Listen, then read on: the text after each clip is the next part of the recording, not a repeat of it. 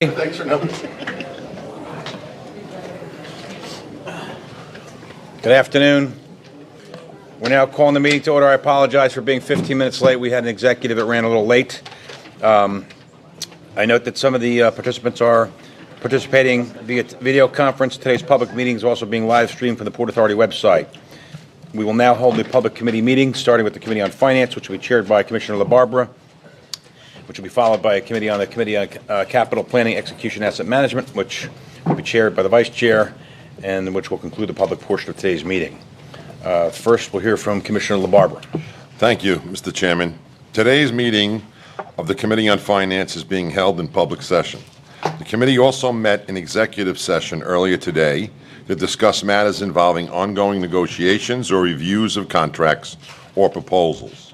At this point, I ask the Secretary to advise those present of the composition of the Committee on Finance and any commissioner recusals on the matter before the committee at today's meeting.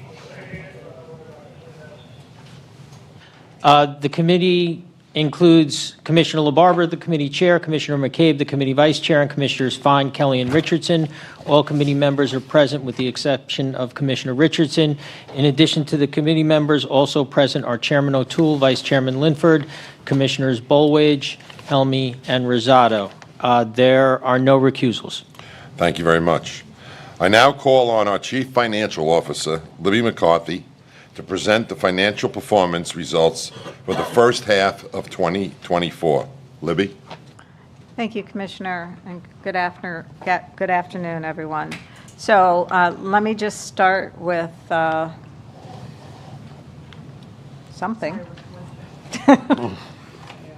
So I'll frame things starting out. So this will be the 6-month financial results. I will just note that these results are best understood when read in conjunction with the annual financial statements and the accompanying notes, which are on our website.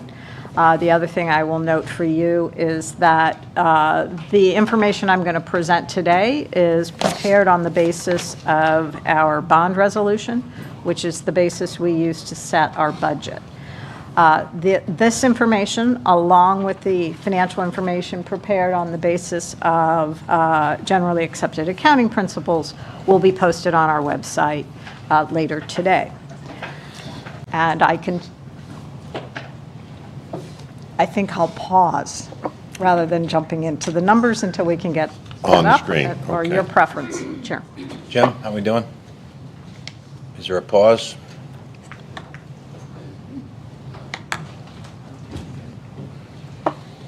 I can go on. Yeah, why don't you, Libby? Okay, just yeah, roll sure. with it. Okay, let me just start then.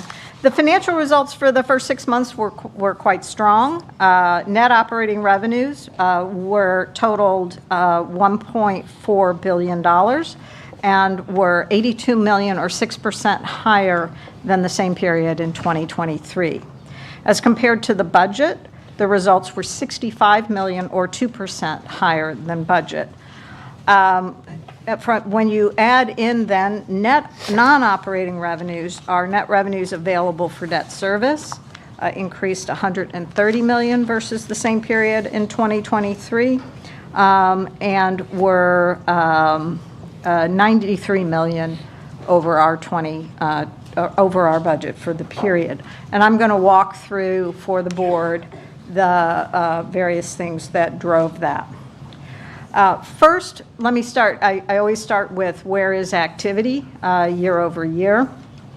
From the airport's perspective, we're continuing to see record volumes at our airports. So the passenger volume in the first half of 2024 was 1.4% higher than 2023 levels for the period. Nearly 71 million passengers traveled through our 3 major airports. As compared to the budget, we are just slightly under the budget for the period. And then if I move over to TB&T, the results there were at the bridges and tunnels, we had a total of 60 million vehicles using the crossings, and it's just slightly under 2023 levels. And so while weather in this first 6 months of the year was fairly mild, we had spectacular weather in January of 2023, and therefore we had some higher than normal volumes in that period. So that's why we're just slightly under our 23 performance. Total volumes at TB&T are currently on plan. And then moving to our marine ports, we continue to have very strong performance at the marine ports. Volume for the first 6 months finished 12% higher than the 2023 levels, and also 7% above the budget. There was an impact to our ports from the diversion of cargo from Port of Baltimore as a result of the Francis Scott Key Bridge. And as we evaluate that, it looks that about 3% of that volume that was higher than planned is a result of those diversions that happened in the second quarter of this year. And then finally, PATH, like other mass transit systems in the regions, continues to have a slower recovery in ridership since COVID-19 pandemic than our other business units. So for the first 6 months of this year, PATH was 13% higher than the same period in 2023, but it remains about 67% of pre-COVID levels. And it's just running right around plan, just slightly under plan for the period. So now we're all caught up. And so I will move then on to our operating revenues. So this chart just shows you the gross operating revenues by type for the 6 months, for each period for 2023, 2024, and the budget. So let me just highlight a few of the primary changes. As I mentioned, operating revenues are totaled $3.4 billion. It's an increase of 7% over the same period in 2023. And it's about 3% or $100 million over our plan for the period. This is driven by higher than planned rental revenues by 12%, and that's primarily driven by increased activity at the airports and the marine ports, as well as rent associated with the various airport redevelopment projects at Newark and JFK.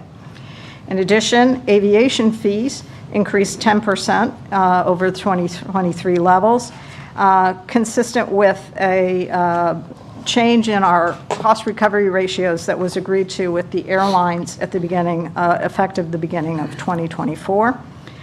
And those are the two largest drivers, of our results for the period. So as you can see, tolls and fares are slightly ahead. There was a toll increase that was effective at the beginning of the year that's reflected in these numbers. So let me move on then to the operating expenses. For the first 6 months, they totaled $2 billion. That represents an increase of about 8% over the prior year. And most of that increased spending is supporting the higher volume activities across the agency's facilities. You can see here that employee compensation expense had an increase compared to 2023. The largest driver of that is the filling of vacancies that we had not filled during the post-COVID environment, and those vacancies occurred because of retirements and attrition. And we have filled all of those vacancies, therefore reducing our overtime and adjusting to the volumes. We also have some higher healthcare and retirement benefit costs as compared to the same period in 2023. And then contract services is up as well, and that's driven mainly by increased expenses to accommodate the higher activity levels, maintain the traffic flow at the airports, weather-related expenses, and and of course, in this security environment, heightened security and cybersecurity measures. And then finally, rents and pilots are up year over year, and that's mostly driven by the fact that as our revenues increase, our share of those revenues that are paid in rents go up commensurate. From a cash flow and liquidity perspective, we have a very strong cash flow position. Cash flow from operations were $1.5 billion. That's a 10% increase as compared to the same period in 2023. Cash and investments on hand at June 30th were $5.6 billion. We also had capital funds of $107 million and bank revolving facilities available of $350 million. And then we had 290 days cash on hand at the end of the quarter. And then finally, from a debt perspective, our bonds and other obligations increased $600 million, or 2% from the year end of 2023, and that's as a result of new bonds issued to support our capital program. That concludes my remarks, and I would be happy to take any questions. Thank you very much, Libby. Do any commissioners have comments or questions regarding the report?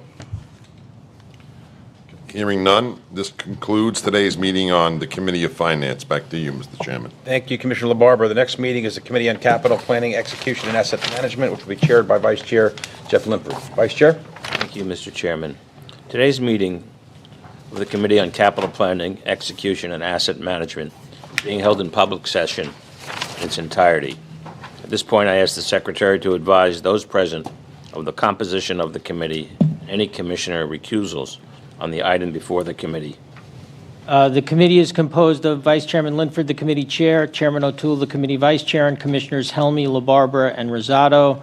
All committee members are present. In addition to the committee members, Commissioners Bollwage, Fine, Kelly, and McCabe are also present.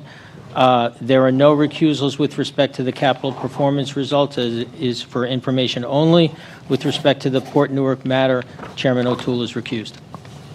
Thank you. For our first order of business, I call on our Chief Development Officer, Derek Utter, to present the capital performance results for the first half of 2024. Derek. I'm going to start off by saying we have continued to press ahead with key projects while managing our spending carefully this year. Coming out of COVID, our capital budget dramatically fell. We have gotten back this year to budgeting about $3.5 billion. That was kind of our amount that we were budgeting, roughly speaking, prior to COVID. So this year, to report on the first half results, we spent about $1.2 billion of that $3.5 billion budget, which is up about $300 million from the first half of last year. We're still slightly below our budgeted amount. We had budgeted about $1.5 billion for the first half of the year, so we're about 80% of our budget. I'll explain some of the reasons for that in a moment. We also achieved 91% of our planned schedule milestones on target and a number ahead of target as well. So this gives you the historical perspective. If you look at the far right, you'll see the first half of the year in terms of spending relative to plan. We were at, as I said before, 80%. The main underspending projects are the three that are listed here. The Roadway Utilities Ground Transportation Center, which is the largest portion of the Port Authority work.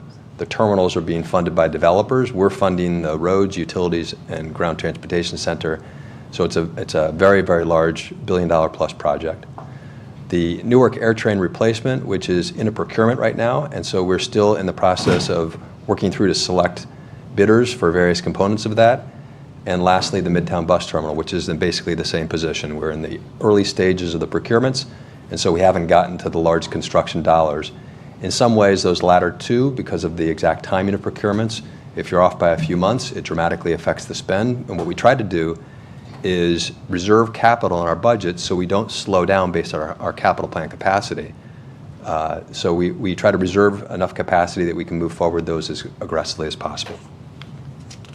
In terms of on-time results, 39 of 43 planned milestones achieved ahead or on target, which is good. That's our goal is to try to stay at 90% or above. And for the first half of the year, we are trending in that with that goal in mind. You'll see that last year we were well below that, and we put into effect a lot of initiatives this year to really focus on process improvements that had slowed us down last year. A lot of these things were pre-construction, As you recall, we have two milestones. One is the award of the contract that ends the pre-construction phase, and then the completion of construction, which ends the project being done. In the pre-construction phase last year, we had a number of instances where we got off track, and we have very much focused on trying to stay on track this year and improve our performance there. That includes 13 milestones that were planned for later in this year. Those were achieved early in addition to the 39, which we achieved on time. Just to end, some of the major projects that these lists, I think, always give you a sense of the scale of the projects. We have the headline projects that people see and hear about, big new terminals at airports. We also have a lot of very small projects. Many of these are state of good repair projects. But the important part is that we continue to make progress and move these through the system, because generally they're in the $5, $10, $20 million range.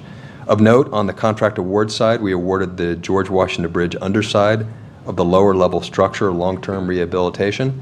We also awarded the runway rehabilitation at Teterboro. And then you'll see on the ones that were completed constructions, we call that put into beneficial use. The World Trade Center construction of the property management facility, that was one of the key final pieces of finishing some of the World Trade Center infrastructure work that we've been working on. So I will conclude there and take any questions. Thank you, Derek. Excellent progress. Do any commissioners have any comments or questions regarding this report? Hearing none. Next, I call on our Director of Port Department, Beth Rooney, to present an item that would authorize a project for the reconstruction of berths 10 and 12 at Port Newark. Beth? Thank you, Mr. Vice Chairman. So I want to talk about the reconstruction of berth 10 and 12 today and seek your approval for contract authorization. So there we go. So berth 1012, located in Port Newark, is just over 1,000 linear feet. It's used for what we call a public berth being one that is able to be used on a day-to-day basis by ships that are not operating on a fixed schedule like the container ships. So in this case, berth 1012 is used for dry bulk operations, including types of cargo such as road salt and paving bricks. This berth has been out of service since 2001 due to advanced deterioration, but in the Port Master Plan, which we completed in 2019, this area is critical to the development of what we call our bulk district, which you will see outlined there in the yellow. So the scope of the project that we're seeking authorization today is to demolish the existing wood structure and then follow that with the reconstruction of a wharf to modern design standards. Instead of using wooden piles, which we know are subject to the environment, we will instead use concrete-filled steel piles, steel sheet pile bulkheads, and other modern materials. We'll also increase the capacity of the berth from what is today 500 pounds per square foot to 2,000 pounds per square foot to sustain future dry bulk operations, and we'll build in the additional capacity to handle what we would expect with resiliency measures for things like stormwater and sea level rise. The total project cost is $197.6 million. You can see here the breakdown of that cost from construction to planning and engineering, contingencies, and others. Notably here, $32 million of the total project cost is being funded by the U.S. Department of Transportation under a port infrastructure development grant program that we secured. In terms of the schedule, with your approval, we would move forward in the third quarter of this year to determine the optimal project delivery method, whether that be a design build or a design bid build. We would then, by the end of the year, move into the procurement phase and stage 3 with the final design. And then we expect to begin with the award of construction in the third quarter of 2026. It'll take about 2.5 to 3 years to finalize construction and bring that berth back into service by the end of 2028. With that, I would ask that the board authorize the project for reconstruction of berth 1012 in Port Newark at a total cost of $197.6 million. Thank you, Beth Ann. May I please have a motion from a committee member who is not recused on this matter to move the item forward for consideration by the full board? So moved. May I have a second? Second. Thank you. Any objections? Hearing none, the motion is passed. This concludes today's meeting of the Committee on Capital Planning, Execution, and Asset Management, and I turn it over to our chairman. Thank you, Vice Chair. Good afternoon. The board meeting of the Port Authority of New York and New Jersey and its component units is now being called to order. Today's in-person meeting is also being held virtually via video conference with the proceeding live stream from the Port Authority website. Earlier today, the Committee on Capital Planning, Execution, and Asset Management met in public session, and the Committee on Finance met in public and executive sessions. Their reports will be filed with the official minutes of today's board meeting. The Commissioners also met in executive earlier today to discuss matters related to the purchase, sale, or lease of real property where disclosure would affect the value thereof or of public interest, matters involving personnel or personnel procedures, or matters involving ongoing negotiations or reviews of contracts or proposals. Now, I know the Mary Lou Hanel fan club is getting anxious, so it is time to take a step back from our normal day-to-day minutes and adoption of resolutions to kind of stand up for a second, Mary Lee, and recognize one of our most amazing employees who has been here for 37 years. You were a babe in the woods when Rick and I got here 7 years ago. You were at the 30-year marker. And I was kind of amazed then when I sat down, when you just talked about what the average Port Authority employee was, who they were, how they believed in this place called the Port Authority. And I remember the first conversation with you, and you were 30 years in, and this was in your lifeblood. And usually people go 20, 25 years and they run out of the place.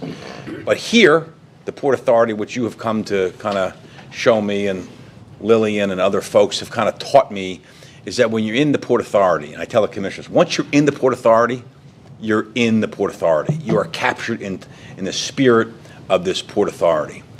And no one has captured that spirit, Mary Lee, more than you. And I had breakfast the other day with Huntley Lawrence, I don't know if you remember that name, who graced our place for many decades. By the way, doing amazingly well, and I've never seen a man happier in all my life. So there is hope on the other side. And I said, Mary Lee's leaving, and he said she's been as instrumental a part of the place as anybody else in the last 4 decades. When we were in this room a few weeks ago, Mary Lee, for the staff send-off, we looked around the room and it was packed, and I had some pithy comment from an Irish poet, Yeats, who talked about when there's strangers in a room, they're really not strangers. If there's a common bond that kind of all forms together with them, they're really friends. And I said to the crowd then, there are thousands of people, Mary Lee, that you have touched. There are thousands of employees past and future and present that you have helped. You have been a mentor to hundreds. You have been a role model for us all. When you look back, when you started back in the day in 87, it has been quite a trip. When you talk about when you were the HR rep, you were the staff HR rep, the principal, HR executive, employment executive, head of HR, which is one of the thorniest, the hardest jobs, I will tell you, one of the hardest jobs. And you've been doing that for about 11 years. You have been cited by national associations as the top female executive and top executive. Port Authority couldn't be any more lucky and blessed to have had you here for 37 years. And we didn't want this day to come, but now that it's here, we just got to talk about what you've meant to us, and you're going to hear from some of us. And we got a couple of token things for you to show our deep debt of gratitude to you. And, the other thing we talk about, and it doesn't happen often, the Robert Wagner Medal is an infrequent award that goes out to a handful of people over the last 103 years. Today's an occasion we're going to vote for that medal to be bestowed upon you from all these commissioners on behalf of the executive director and all 8,000 employees, because that's how we feel that you have deserve that medal, and deserve every medal that we could possibly give you, because you've stood this place up in the hardest of times. And we talked about during COVID when people were broken down, you talked about rallying their spirits. At the end of the day, you were there just saying, we got to get through this, because you've seen it all. And the senior folks said it's a pack of 4 or 5 of the senior employees that made it all happen. So, Mary Lee, today is an end in one respect, but it's also a new beginning. It's a new beginning for your next life to share with your family and friends, and go see Huntley in Senegal and other places he went to. Really cool stuff. But for me, as a commissioner, as the chair here for 7 years, I can't thank you more for what you've done. I can't thank you for being there 24/7, demanding job, not always the most popular job, hard job. You got to make the right call, and sometimes you don't make people happy, but you always in your heart did what was right. I can't thank you enough. And on behalf of the board, job well done. Thank you for 37 years. We love you, and we're going to miss you. Thank you, Mary Lee.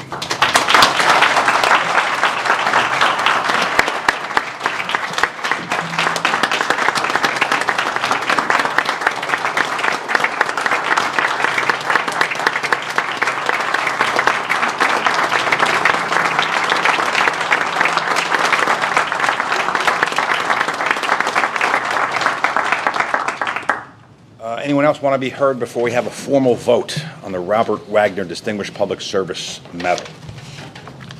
Vice Chair.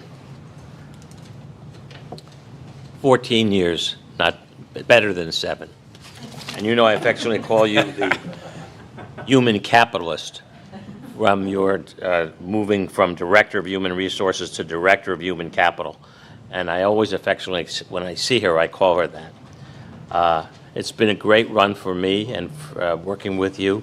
I always look to you for what we call the emis, the truth. And I second his concern that, or words that you always made the tough decisions, and we appreciate your leadership. And on behalf of all my colleagues, God bless and Godspeed. Anyone else wish to be heard? Mr. Executive Chairman, Director. Yes. just like to say I remember my first meeting with Mary Lee, where she sort of cocked her head and she sort of looked at me and said, I'm not sure I'm up for training another executive director.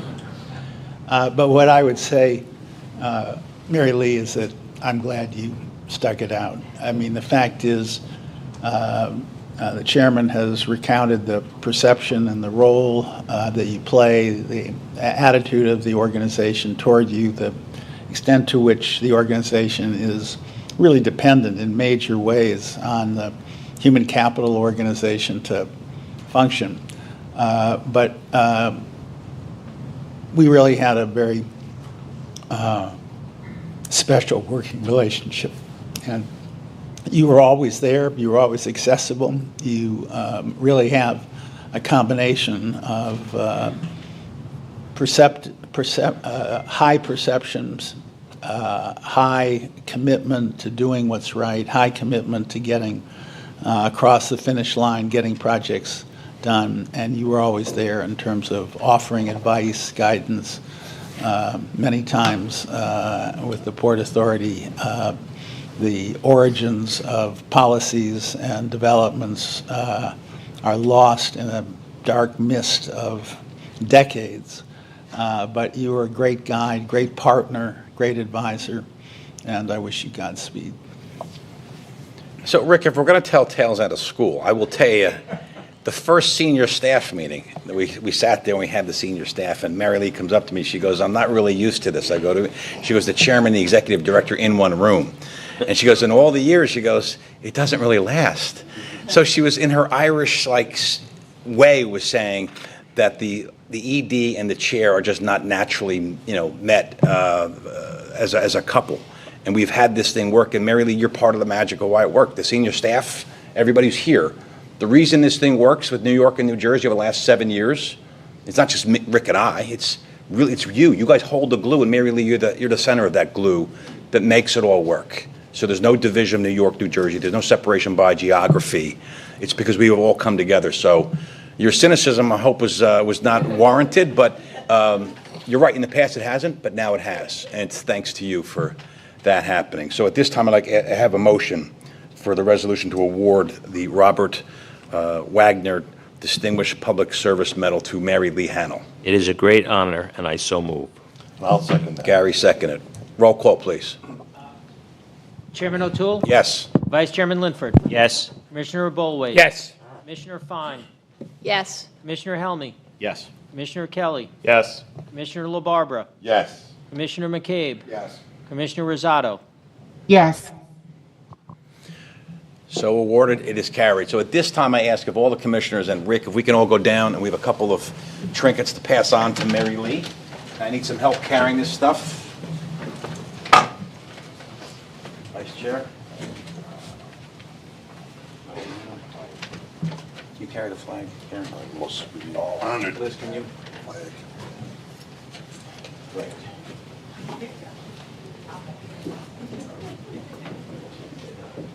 Joe?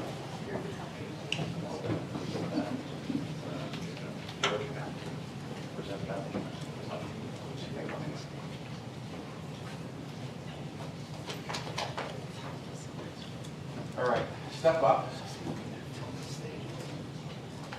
So a couple of things we're going to do. Commissioner Fine, why don't you start off by either reading or paraphrasing this wonderful resolution? Well, this is a tribute to Mary Lee Hanel, an award of the Robert F. Wagner Distinguished Public Service Medal. And it's in recognition of 37 years of dedicated service to the Port Authority of New York and New Jersey. We congratulate Mary Lee Hanel on the occasion of her recent retirement. Mary Lee joined the Port in 1987, has served with distinction, and has held the position of Chief of Human Capital from 2013 until her retirement. She has had a distinguished career. She has overseen the implementation of countless programs, innovation, and has been recognized for attracting just the best talent. You have helped the Port Authority meet its critical mission to New York and New Jersey. And by resolution adopted by the board in 1991, the Robert F. Wagner Distinguished Public Service Medal was established to honor Robert F. Wagner for his outstanding achievements and contributions to the Port Authority and his service to the people of the Port District. And today, this important honor is bestowed on you. Pursuant to the foregoing report, the following resolution was adopted. Resolved that the Commissioners of the Port Authority of New York and New Jersey do hereby express to Mary Lee Hanel their sincere appreciation for her service to the agency and the region it serves, and it is further resolved that the Robert F. Wagner Distinguished Public Service Medal be awarded to Mary Lee Hanel for outstanding distinguished service, and it is further resolved that the Board of Commissioners hereby directs that this resolution be suitably engraved and presented to Mary Lee Hanel as a token of the high esteem in which she is held by the board and staff alike.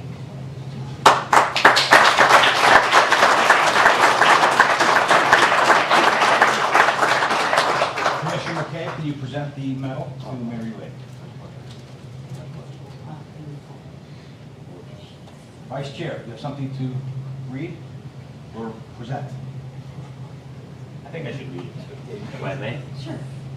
Service Excellent Award presented to Mary Lee Hanel. The Board of the Port Authority of New York and New Jersey and its Executive Director hereby recognize the contributions made by you, Mary Lee Hanel, during her 37 years of dedicated public service to the Port Authority and the bi-state region. Mary Lee served with distinction in a series of management roles of increasing responsibility, including human resources, procurement, the Office of Medical Services, and since January 2013, as the Chief of Human Capital. In each role, she's advanced the agency's agenda with outstanding skill, diligence, and commitment. As Chief of Human Capital, Mary Lee oversaw the implementation of countless innovative programs that increased diversity at the agency, expanded the agency's hiring practices, including through various hiring and second chance programs, increased promotional opportunities for employees through membership, mentorship, and training programs, and introduce new meaningful ways to recognize the contributions of individual employees. Mary Lee was also instrumental in navigating agency leadership through recent unprecedented challenges, including the impact of the COVID-19 pandemic and the adoption of initiatives to foster a more equitable and inclusive agency. Upon the occasion of her retirement, it is with our utmost appreciation and respect that we honor and thank Mary Lee Hanel for her public service and essential contributions through the Port Authority and its region it serves, the Port Authority of New York and New Jersey, July 25th, 2024.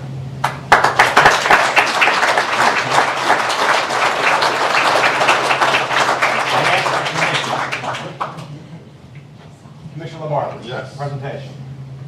Literally, this is a great honor for me to present this to you on behalf of the Port Authority of New York and New Jersey's Police Department.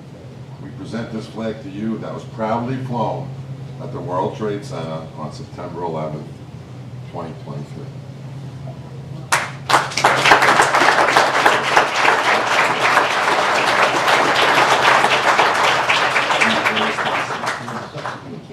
Mary Lee, in your retirement, there's a couple of books that we all chipped in a few bucks. And Commissioner Helms will give you the first book of an Irish poet that I think you might relate to, of all things. So, Commissioner. Congratulations on that. While most of my poetry comes from Nas and J. Cole, I will tell you, having run large organizations, there is no more important role in the success of an organization than one who tried for so long. So congratulations. Thank you so much. Thank you.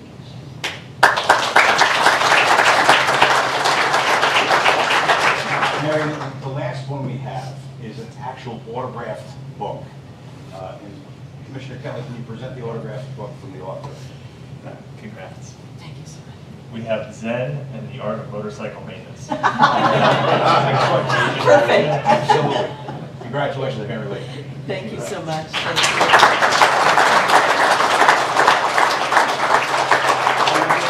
We'll photograph everybody with one of her trinkets and things. Come on in, folks. My hall. Liz, you want to spread those things out so we can all... Right.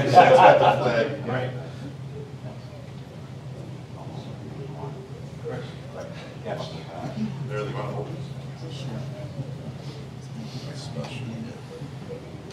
Keep that medal out there, Mary Lee. Oh, hold on. You know? Coming. Can you do it? There you go. 3, 2, 1. Thank you. Awesome.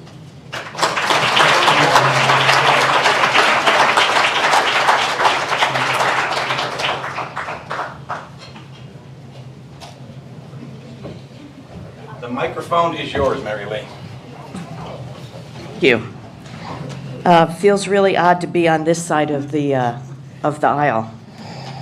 I'm going to try and get through this. I did time it. It is 1 minute over the 3-minute public remarks section. But I will proceed as quickly as possible. I found 2 very different quotes amid my things as I was packing to retire after 37 years. And holding on to anything that long and still having it hit home, I think, is pretty remarkable. The first quote shows a picture of a black cat sitting on a fence. The quote says, "You may be on the right track, but you'll get run over if you just sit there." I think it's fair to say that we all understand the true meaning of that quote under the leadership of Rick Cotton, Chairman O'Toole, and the Board of Commissioners. I've never felt such a sense of accomplishment as I have in the last 6.5 years, working with Chairman O'Toole and directly for Rick Cotton. Don't get me wrong, it wasn't easy. It was consistently hard and very challenging work, but I have never been prouder of the amazing achievements that resulted from the collaborative work of our teams, from pushing us to always do better, to thinking big and executing thoughtfully for the greater good. Some of us who've been here around for a while, who've given their career to this agency, like my colleagues Lil Valenti, Alan Reese, and Steve Plate, have seen the outsized impact of inspired Port Authority leaders like Austin Tobin and Peter Goldmark. I dare say that Rick Cotton's leadership and achievements, especially given these most challenging of times, realistically are even more impactful on the vitality of the agency and the region as we move deliberately into our second century, and for allowing me to play a small part in that transformation. I want to say a special thank you to Rick. I'm profoundly grateful that the board and the executive director have taken to heart and continue to deliver on a promise to embrace diversity initiatives across the organization. And I'm happy to be able to stand in front of a board after many, many years that has many more accomplished women and people of color at the helm of this great institution. The second quote I want to share really talks about how lucky I've been to grow my sense of self here at the Port Authority, and it's a quote from Steve Jobs. It says, "Your work is going to fill a large part of your life, and the only way to be satisfied with that is to do great work and to love what you do. And keep looking and don't settle for anything less than that which fills your heart." I think it's fair to say that I found my heart here at this organization. People know a lot about the mission of the Port Authority, but what they don't know is that the secret sauce is its people. It is truly those bonds and friendships forged over decades that I will miss the most. I've actively stayed through some of the best and some of the most tragic times at no small cost to myself and my family.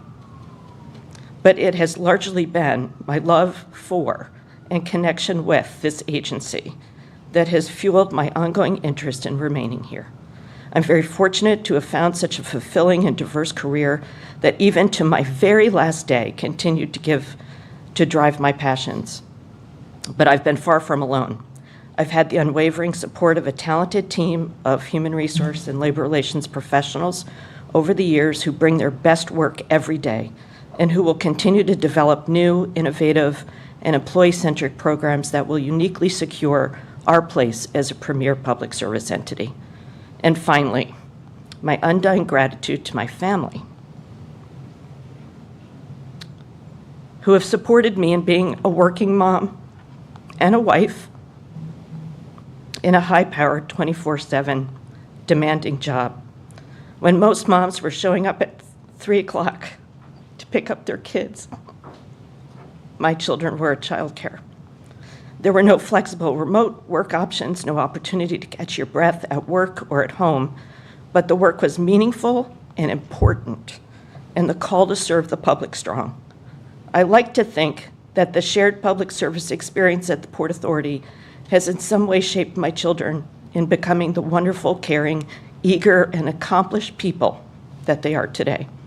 In truth, their willingness to come on this great adventure with me just simply made me a better leader, mother, and more caring person.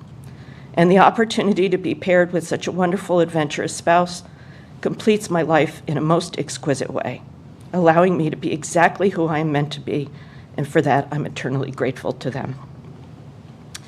Thanks for the wild ride. I wouldn't have it any other way. I end with a very short story. Once upon a time, there were 3 young executives, Mike Messiah, Lillian Valenti, and me, who were learning about leadership under the auspices of a wise chief named Lou LaCapra. With my retirement after today, there's only one. So Lil, take care, keep the faith, and tag, you're it.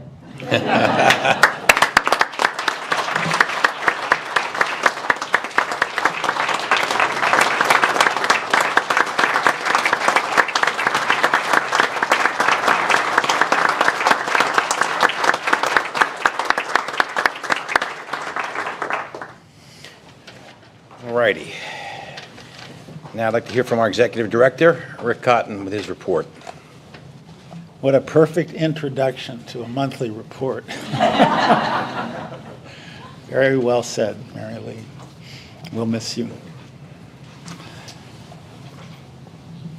For my monthly report, I want to begin by saying flat out the Port Authority is operating at a very high level of performance.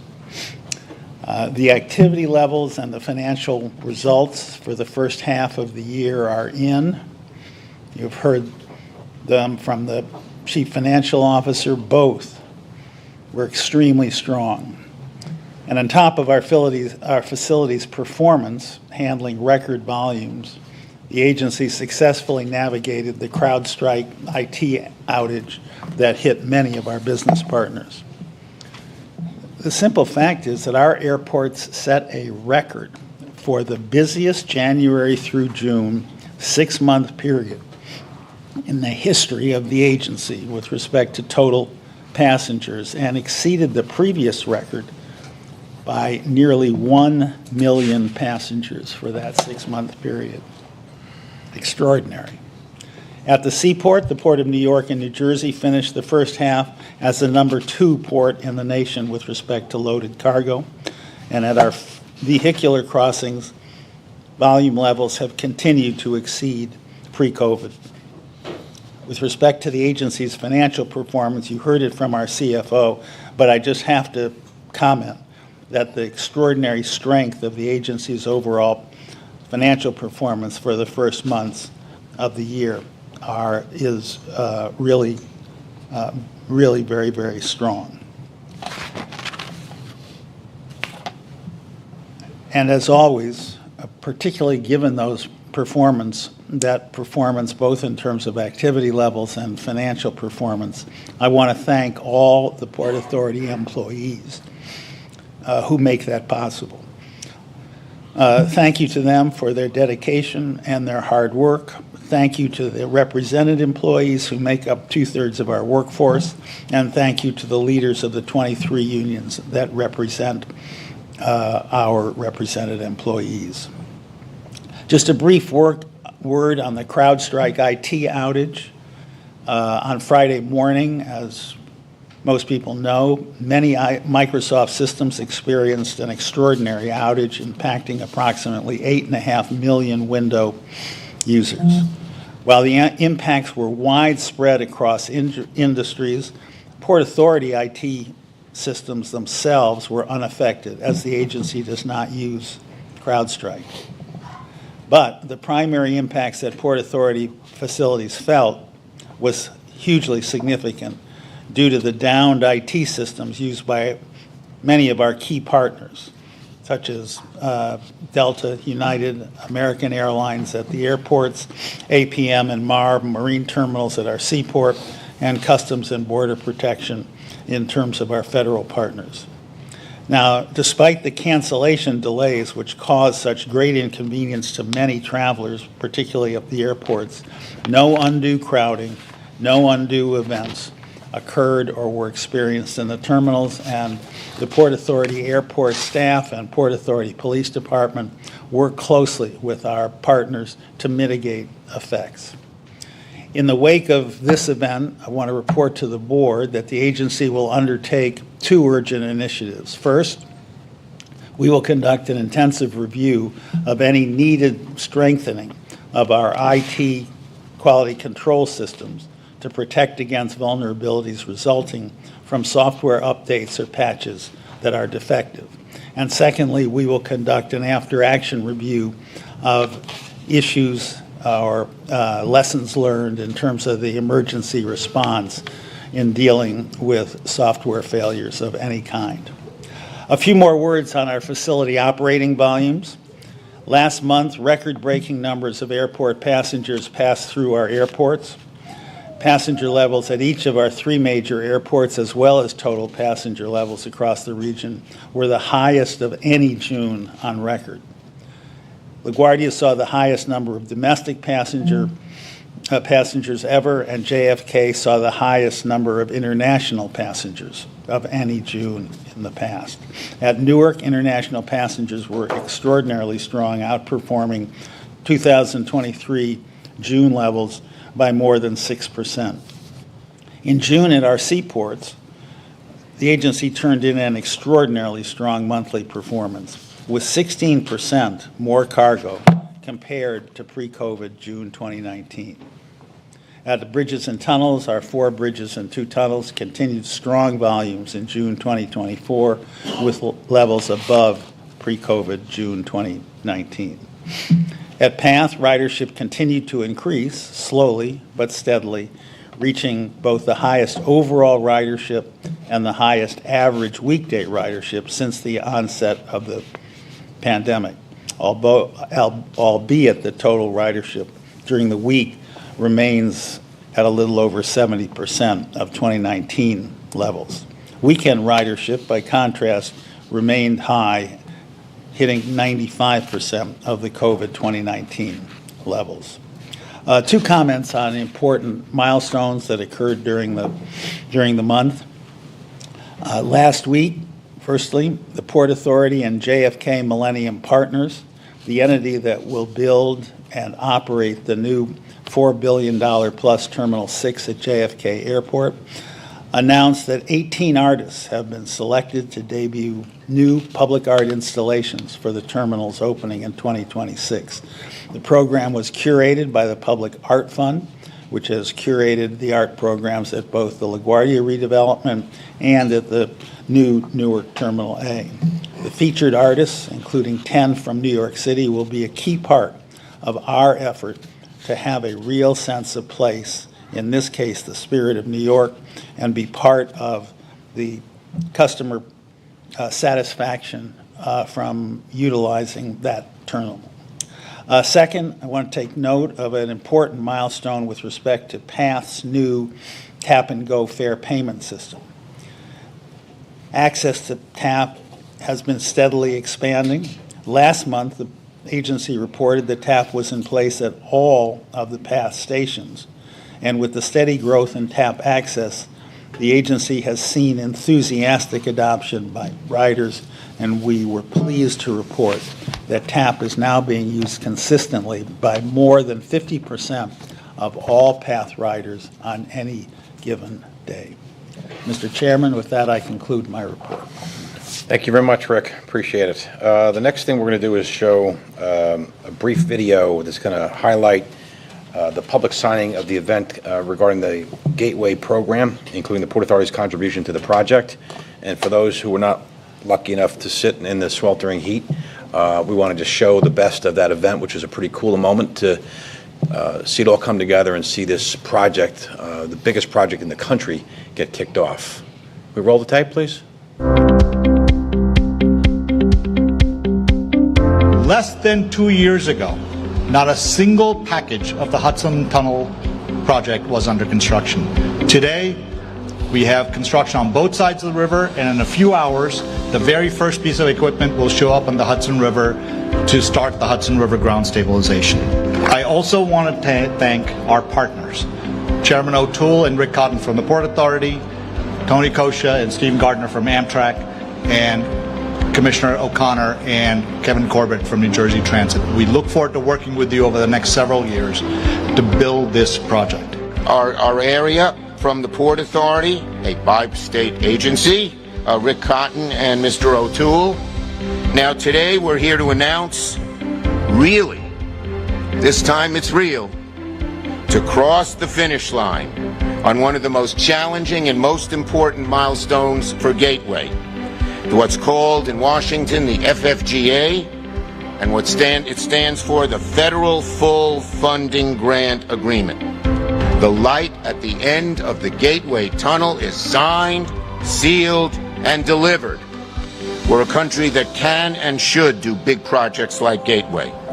And the Hudson Tunnel project now moves into full construction. That's it. And I know this is a regional project. People think of it in that way. They think of it as a project between New York and New Jersey, but that's simply not true. This is a great American project. If there is going to be a strong, a successful, an economically powerful area of the United States of America, this is it. And so investments here for the American taxpayer pay dividends for us all. We are a nation, from aviation and to sailing the seas and shipping, we are a nation that has always said that we are going to show the world a way. Thank you to everyone, and Kevin O'Toole and Rick Cotton. You guys do extraordinary work. You're the unsung heroes who keep things moving in this region, and I'll never take that for granted, so thank you. We have moved into places that others thought was impossible. We have seen this through. And what this says is that New York and New Jersey, this region, still has the boldness, the audacity of visions where others do not. This is on the scale of the Erie Canal. So sit back, everybody. Enjoy the magic of this moment because it may not happen again in your lifetime. I was on with some colleagues last night, and they said, what do you got for Monday morning? And I said, I'm heading into New York City for an event outdoors. And they said, what the heck are you doing that for in the middle of July in New York City? I said, it isn't every day that somebody hands you a check for $6.8 billion. Thank you, New Jersey Transit President Kevin Corbett, of course, Port Authority Executive Rick Cotton, and Chairman Kevin O'Toole. Now, I have to say, the stars have truly aligned. With all the extraordinary and committed leaders you see in this audience today, an administration and a president, you've heard a lot of praise about him. He really is Amtrak Joe. I'm proud to say we are all in from the top to the bottom. We're all in on the funding and all the support that's needed to build this project of such national significance. After nearly 20 years of talk and plan and hopes and dreams is becoming a reality. We are going to build this tunnel, as I swear, by this enormous earth-moving machine behind me. We live in an amazing part of the country. We live in an amazing region. But this project is really significant, not just to New York and New Jersey, but to the whole country. And let me say something about the two governors, because I've now, between my service on the Port Authority and my service at Amtrak, I've spent a number of hours with governors on both sides of the aisle. We have two very thoughtful, hardworking, intelligent governors who understand it's not about them, but about the work that we do. I also want to thank my former colleagues at the Port Authority. Chairman O'Toole and Rick Cotton are here today. They have really stepped up in a major way to make this project happen. But let me also say, as someone who spent 8 years at the Port Authority today is marching on all cylinders. The two of them have done an unbelievable job in bringing together the two states and getting major projects done. This region is very, very fortunate to have the Port Authority, and the Port Authority is very fortunate to have Chairman O'Toole and Rick Cotton leading it, and for that we should all be grateful.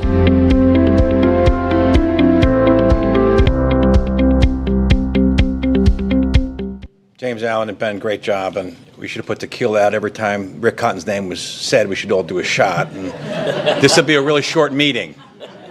But to the AV people, thank you very much for putting it together. But I wanted folks who weren't there at that event to see just that the galaxy of the very special speakers who all made this happen, and it's happening. And we're playing, obviously, a small, defined role. And with that, speaking of, why don't we bring up Steve Plate, who's the Chief of Major Capital, to talk about a project installing roadway decks on Dyer Avenue and Lincoln Tunnel. Expressway is the first step for the future development of the Midtown Bus Terminal. 60 seconds on Gateway.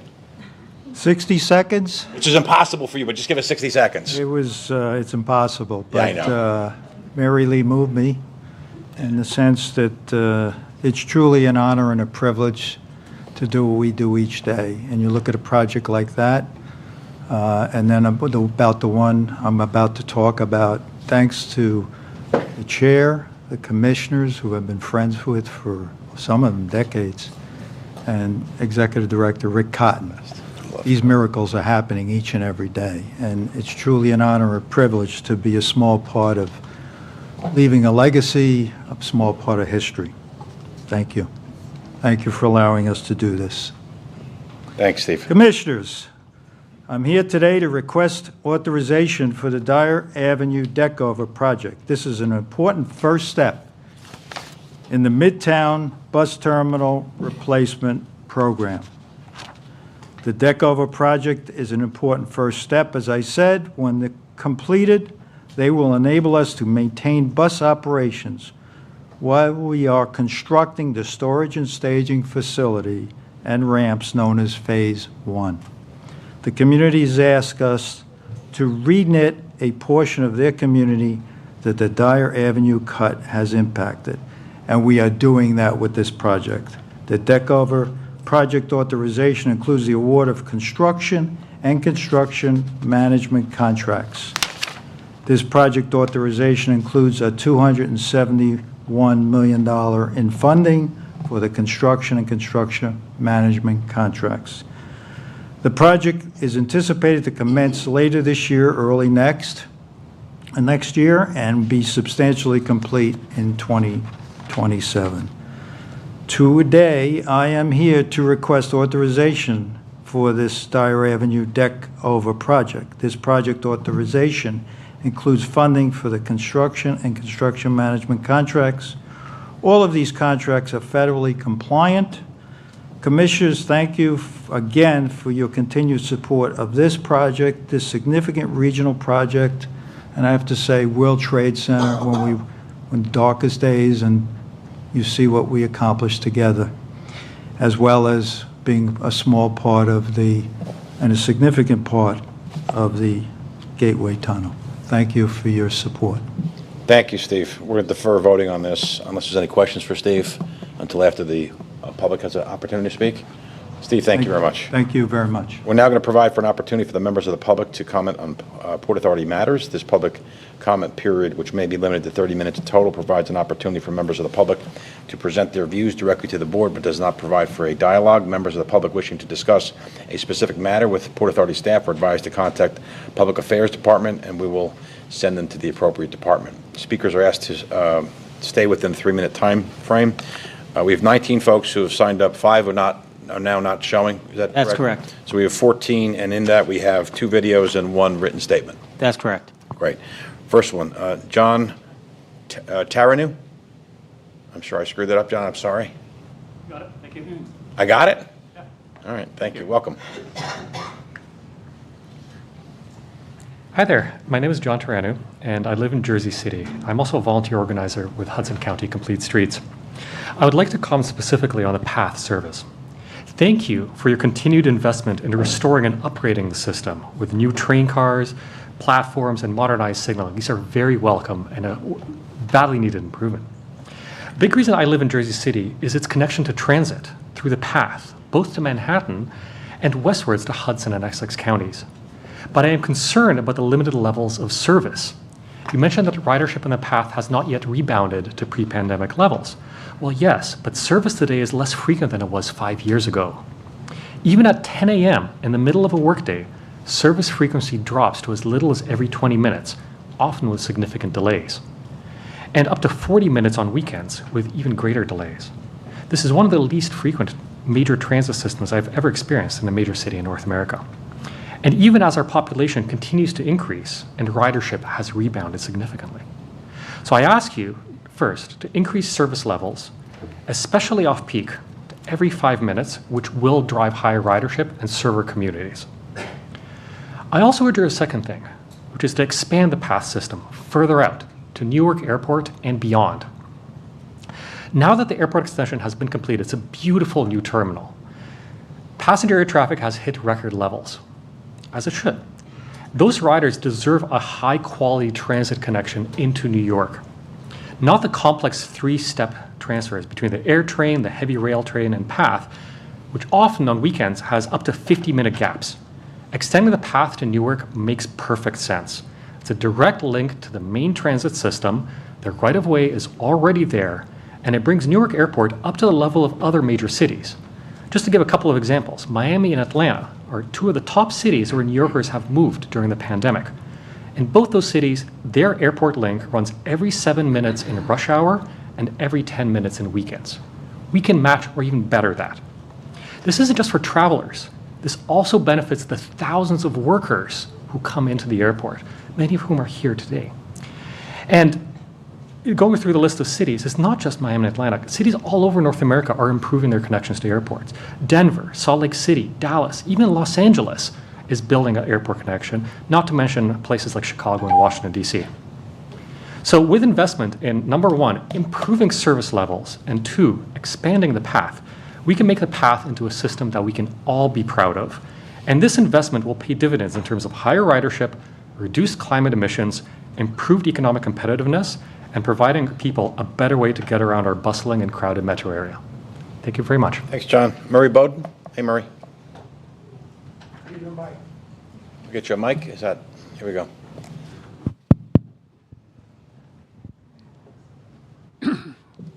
I guess all my prepared remarks are secondary. You're talking about the new Gateway Tunnel. It's something that most of you don't know. That's a copy of the original ARC Tunnel from many years ago.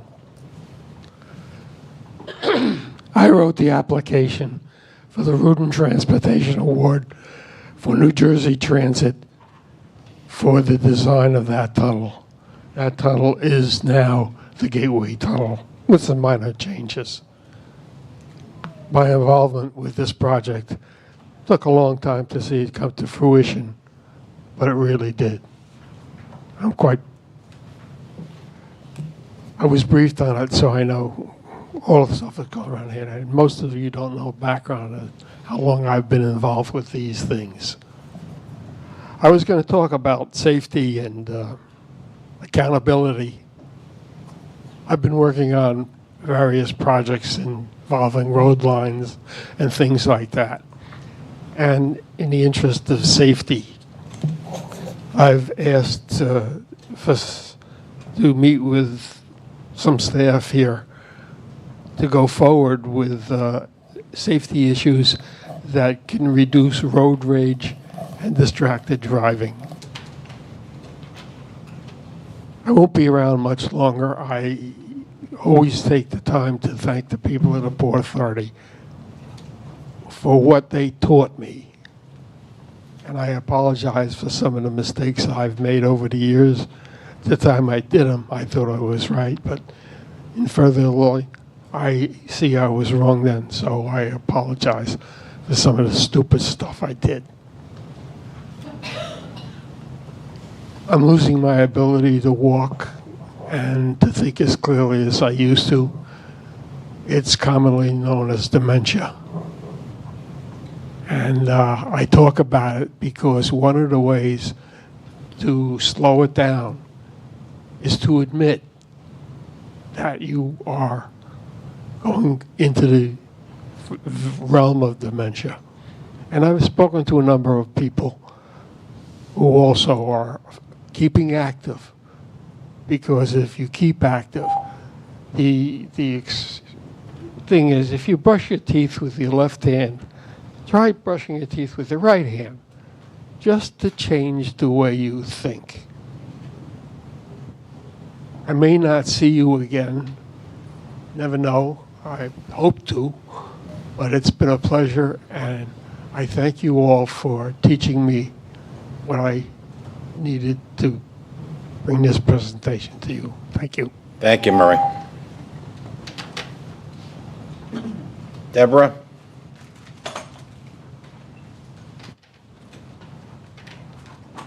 Good afternoon. Thank you. The room's warmer. I'm not shivering now. Tomorrow is a very special day in my family. 34 years ago, President George H.W. Bush signed into law the American Disability Act. Why is that a big, important event in my family? Because my late mother, Bernice Greif, was born, and she was born Bernice Kaplan. Age 6, she got rheumatic fever, and you either have it settled in your joints or your heart. Sadly, it went to her heart. So my mother was in and out of hospitals. My mother was in special education and a bus child before people even understood that. There were labels that were used to describe my mother, who handled it beautifully. She says, well, I wanted to be able to walk to school, but I couldn't. She was one of the few who went to Eastern District High School using an elevator. Why do I bring this up? Because being raised by a parent with disabilities and the rail system, your air, land, rail, and sea system were not, when I was born in 1958, accessible. It wasn't until 1990 when my son Christopher, who says hello, he was 7. So my mom was still alive. It was a very big deal to us because she says, good, now they can't discriminate against me anymore. Now I'm not going to be treated like the illegal person. What she was so happy to see is when more elevators were built. And that included for the path as well as in New York City. But what we both would love to see more of, and I wish she was here to see it, I would like to make sure that when any person with disability has to use any New York, New Jersey Port Authority services, that signages are out there for us. That's if we want to go on a cruise, we need to know it's accessible. Yes, we tell them in advance, but we'd love to see and know that's accessible. I would love for you to make both sides of the path train system truly accessible. We'll tell you, my cousin Ann never went on before. She couldn't get over how nice it was.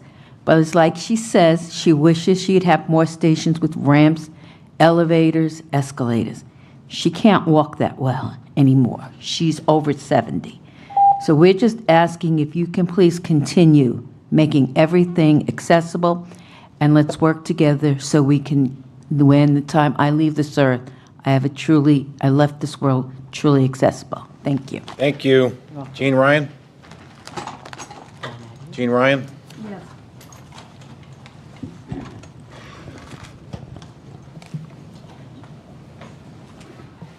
Can you lower it more? Yeah.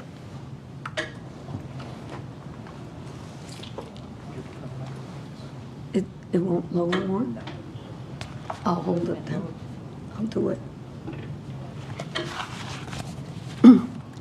Good afternoon. My name is Jean Ryan, and I'm the president of Disabled in Action of Metropolitan New York, DIA for short.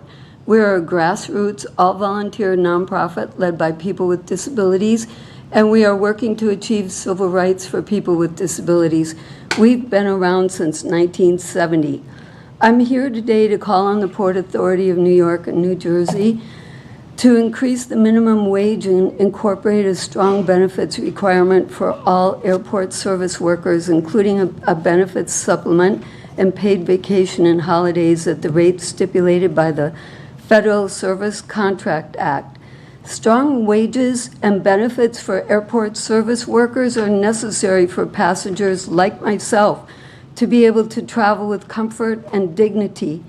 For anyone who has traveled with or without a disability, we see people with disabilities and also seniors being pushed in airports by poorly paid and poorly trained workers who take them through the airport. We don't see other poorly paid workers who handle our luggage and stow our wheelchairs and do many other jobs. There's so much turnover with these jobs because the workers are not paid a living wage. Our wheelchairs are bashed and ruined from lack of training. Wheelchairs are our legs.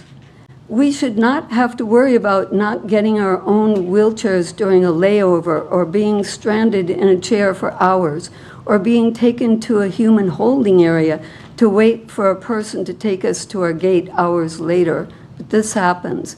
I have gotten to JFK and my wheelchair was nowhere to be found, not at the plane or the gate, not at the luggage room. It turned out that it was in a locked room somewhere, but I couldn't even get there.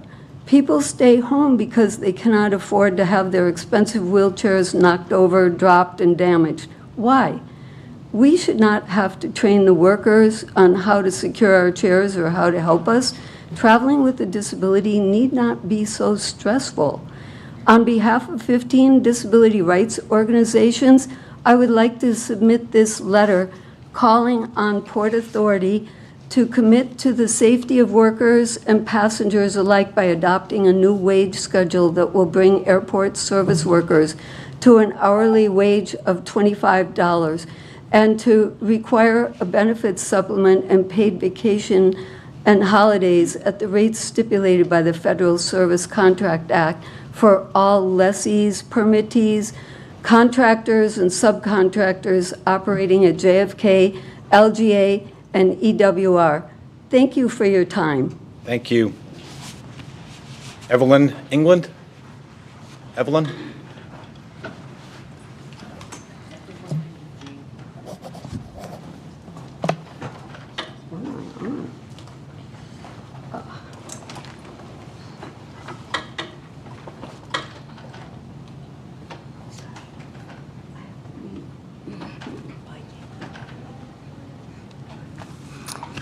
Hello, good afternoon. Hello, good afternoon. Hello, my name is Evelyn England, and I'm a cargo agent at JFK and a proud member of 32BJ. As a cargo agent, it is my job to ensure that freight moves safely and securely in and out of the busiest airports in the country. I coordinate with customs officers, pilots, and others to make sure that JFK remains a key economic and transit hub. Workers like me and the thousands of other workers, airport workers, are the backbone of JFK. But right now, New York Airport workers like me do not enjoy the healthcare priority with our co-workers in New Jersey. The union healthcare has made a big difference for me. I've been able to go to the doctor without emptying my bank account. The passage of the Healthy Terminals Act combined with our 32BJ union contract means quality, fully employer-paid health insurance for workers like me. Thanks to our union, we have quality health care benefits. But without a mandated increase to the hourly health care supplement, soon we won't have this quality, fully employer-paid health insurance that so many of us rely on. If I have to assume additional health care costs, I will struggle to pay other bills, and I'm not sure I will be able to get by. Thankfully, the Port Authority can fix this by mandating priority on health care for all workers at all 3 airports. The Port Authority to lead comes at a very important time. On July 19th, the contract covering 10,000 airport workers, including myself, expired. The time for the Port Authority is to act now. Today, we are asking you to lead the way once again and invest in airport workers by increasing wages and mandating the same health care, vacation, holiday policy for all airport workers that like our counterparts in New Jersey. Thank you. Thank you. Desmond Grant? Desmond? Yes. Good afternoon. Afternoon. Hello, my name is Desmond Grant. I have been a wheelchair agent at JFK and a 32BJ member for over 6 years. As a wheelchair agent, it is my job to make sure that passengers who need extra assistance get from check to the gate. It is a physical and demanding job that offers requirements me to move passengers to and from gate that are often very far apart from one another. And I have to do so in a tight schedule so folks get to their flight on time. But I love my job.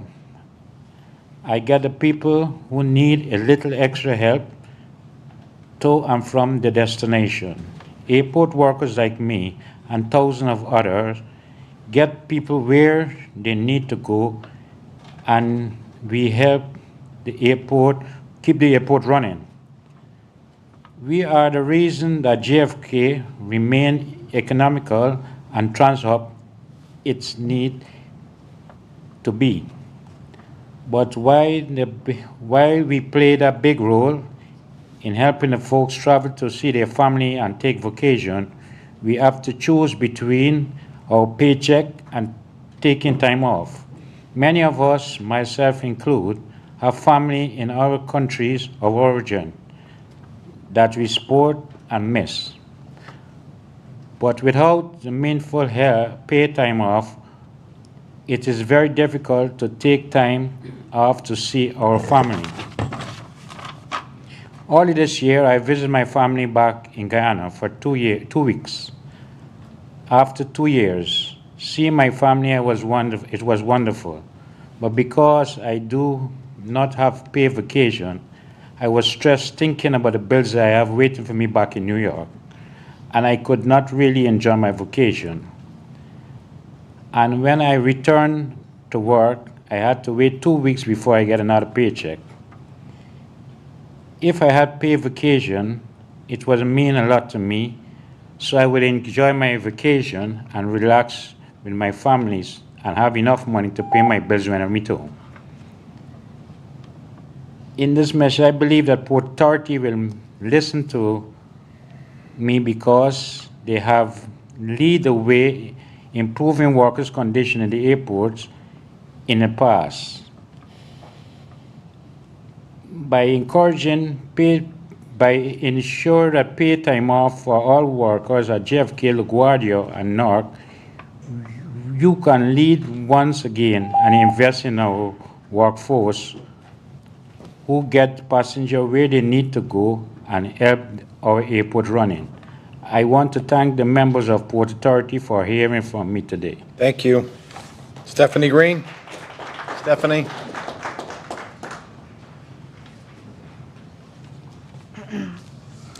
Hello, my name is Stephanie Green. I've been working at Newark Airport for 3 years and a proud member of 32BJ since 2015. As a security guard, my official duty is to observe and report. That can mean everything from flagging an unattended piece of luggage to daily employee security screenings to sweeping the terminals. In other words, my fellow security guards and I are responsible for the security and safety of the passengers, flight crews, and the airport itself. To do our job effectively, we have to remain hyper-vigilant at all times. We are a critical part of the safety and security of airports. In 2018, the Port Authority recognized the key role that airport workers like me and thousands of others play by raising the wage to $19 per hour. But $19 per hour is just not enough to keep up with the cost of living in 2024. I live in Jersey City. To commute to work, I take the bus and the New Jersey Path. Just to get to work, I pay about $250 a month. Factor in rent, groceries, light, and gas, and it's clear that $19 per hour is just not enough. On top of that, I also have to care for my mother. She had a stroke and 2 brain aneurysms at 53. There are a lot of costs related to her care, from medication to physical therapy. Caring for my mother would be difficult in the best of circumstances. It is nearly impossible when I am only making $19 per hour. These are the real-life situations that my coworkers and I have to deal with, and it is obvious that our wages just can't keep up. To survive, I have to take every extra shift I can, and that's not right. We need a wage that we can survive on. We need your leadership again. In 2018, you raised the wages for tens of thousands of airport workers. Today, we are asking that you invest in airport workers once again. An investment in airport workers is an investment in our airports. And we need your support now. Our contract expired on July 19th. We need to know you have our backs. Thank you. Thank you. Carol Ruiz? Carol? Ruiz, thank you.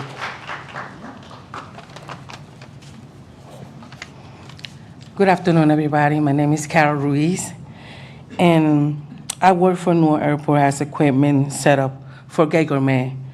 I have been working at Newark Airport for 15 years, and I only make $20.17 an hour. We are tired how we are treated by the multi-million carrying company. I'm sorry, I'm very nervous. It's okay, don't be nervous. By the $1 billion airlines. This is why we are prepared to strike as soon as July 30th. For 10 years ago, right, they discovered a fibroid on me, which has cancer.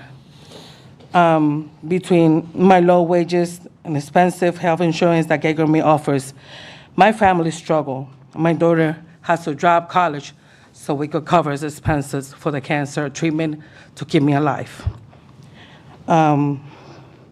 I couldn't afford any of this, so we all got together as a family and we made that hard decision for our family. Either pay college or take care of my medications. Some of it was not covered, and we had so many bills to take care of, so keep mommy alive. Right now, I have to pay $80 a week for my insurance just for myself, for the $1,500 deductible. Maybe for some people who make more money than I do, it's a piece of cake, but for me, it's a struggle, and my family.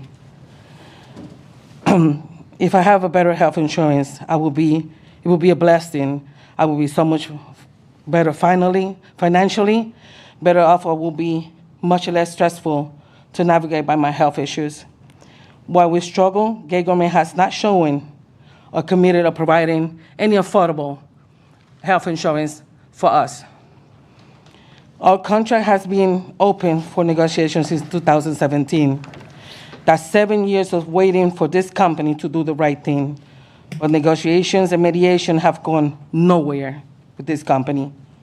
Even the federal agents of the National Mediation Board have said that all the methods to settle this contract have been exhausted. There's no way we can get an agreement with this company to have something better for their workers that goes every day to work, wake up every morning to dedicate their lives.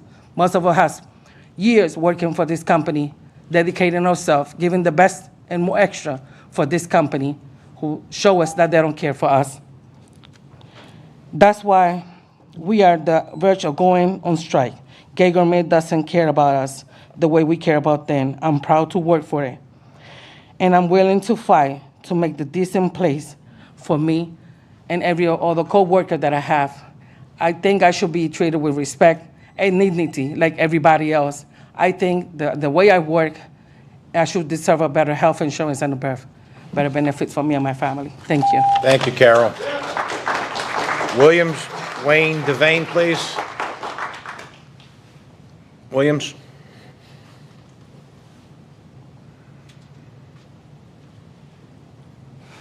My name is Devon Williams.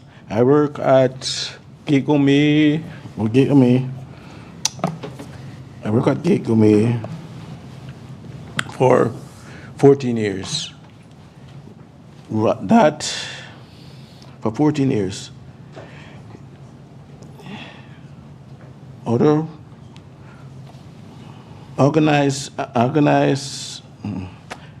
My name is Devon Williams. I work at Gate-Gourmet, Newark Airport. I have worked that for 14 years originally.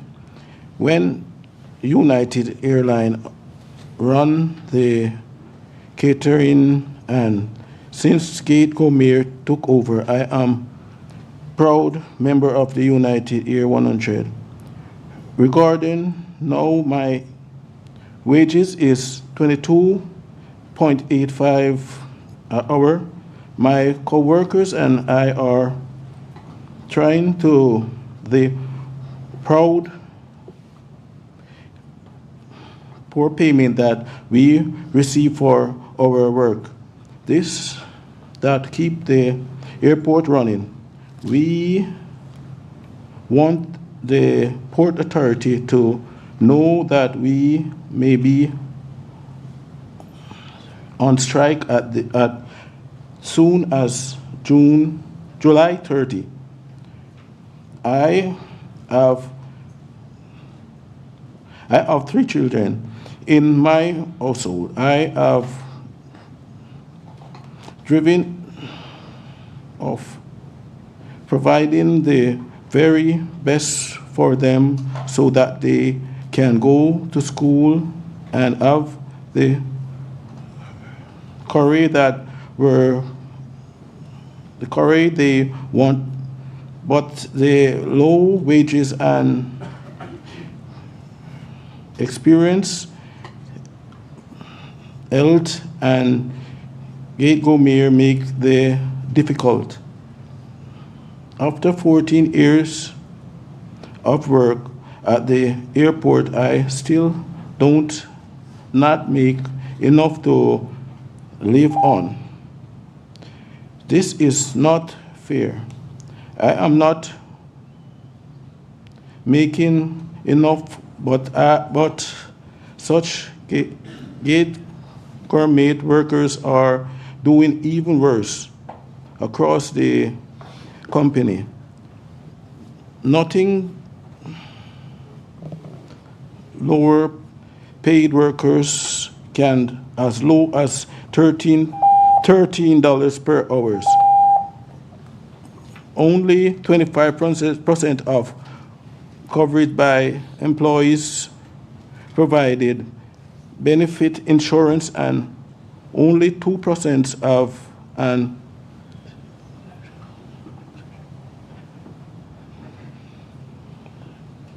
child family medical over employment provided health insurance. It is especially unfortunate that, unfortunately, at a time which airports are making major profit, just like here's the three major airlines. Delta, American, and United make more than 13 billion in profits. Okay, yes, okay. In profits.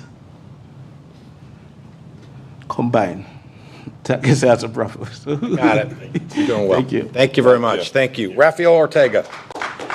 Thank you. Just trying to keep everybody at about 3 minutes or less. Thank you. Good afternoon, Commissioners. Mr. Ortega is going to deliver his statements in Spanish, and I'll offer a brief translation afterwards. Great. Thank you. Hello. Hello. My name is Rafael Ortega. Trabajo en un almacén de Gay Gourmet, New York. Me siento muy orgulloso de ser miembro de la local 100. Quiero asegurarme de que la autoridad portuaria esté consciente de que mi compañero de trabajo y yo podríamos estar en huelga tan pronto como el 30 de julio. El trabajo que hago es duro y es importante. Me aseguro de que mi compañero de trabajo y yo estemos suministrando necesario la garantía que los aviones despeguen con toda la comida y la bebida necesaria. Este trabajo me cansa y puede ser muy peligroso. Cuando hay una emergencia y necesitamos trabajar rápido para cargar un avión a tiempo y todos mis compañeros de trabajo se concentran en sacar la comida y la bebida.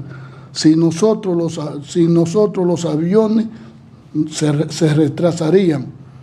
He trabajado en Gay Gourmet en New York durante 14 años, pero solo gano 20,70 a la hora y esto es demasiado poco para sobrevivir.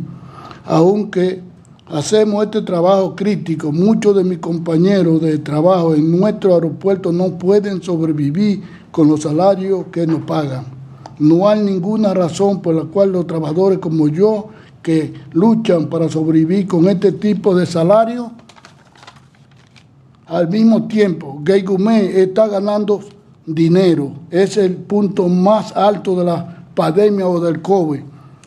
Gay Gourmet aprovecha el apoyo financiero del gobierno que le permite recibir 171 millones de dólares en dinero de los contribuyentes, mientras que al mismo tiempo despidieron a 5,000 trabajadores. Desde entonces, la ganancia de la empresa ha incrementado. La ganancia operativa de Gay Gourmet se duplica crece entre 2022 y 2023. No quiero hacer huelga, ninguno de nosotros lo quiere, pero realmente necesitamos más dinero para mantener a nuestra familia y a nosotros mismos. Si estuviera más dinero, yo usaría para darle mejor condiciones a mi esposa que está enferma, pero eso mi compañero de trabajo y yo dispuestos a ir a la huelga ya el 30 de julio. Gracias a todos ustedes. Thank you. Thank you. The big thing Mr. Ortega would like to stress is that he's a proud member of Unite Here Local 100. As early as July 30th, our union can go on strike. The wages he's making after 14 years is only $20.70. It's not enough for him to survive on, despite the airport and the Gay Gourmet making millions and millions of dollars. So we really appreciate your time and attention on this matter. We don't want to strike, but it's something we'll do if we have to. Thank you so much. Tell Mr. Ortega thank you. Jason Anthony, last live speaker, then we have 2 brief videos. Jason, welcome. That shows you right there that your workforce is pretty diverse. We hope that your board changed that perspective. First of all, good afternoon. Jason Anthony, a disability advocate and a proud member of the Long Island Railroad ADA Task Force. First of all, July is Disability Pride Month. Like I mentioned yesterday in the New Jersey Transit Board, why wasn't Disability Pride Month not mentioned in the Port Authority?